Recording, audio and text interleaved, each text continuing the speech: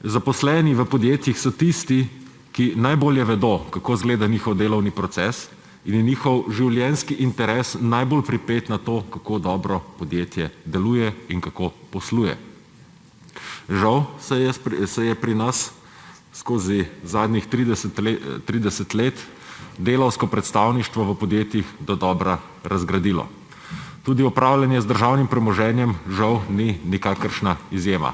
Povsod se vzpostavlja sisteme korporativnega upravljanja po neki menedžerski vertikali, zaposleni, delavke in delavci pa so iz odločanja odrinjeni. V Levici mislimo, da bi bilo potrebno ravno nasprotno. Za razvoj tako posameznih podjetij kot celotnih gospodarskih panog in za dobro delovanje tudi podjetij v javni lasti potrebujemo delavsko upravljanje. Vsa ustvarjena vrednost prihaja iz dela. Ustvarjajo jo zaposleni s svojimi možgani in svojimi rokami. Znanje, ki je nakopičeno v industrijskem grozdu v javni lasti, tudi ni neko znanje, ki bi prišlo od nekega razsvetljenega menedžerja, ampak stoji na pokolenih človeških generacij. Pripada celotni skupnosti.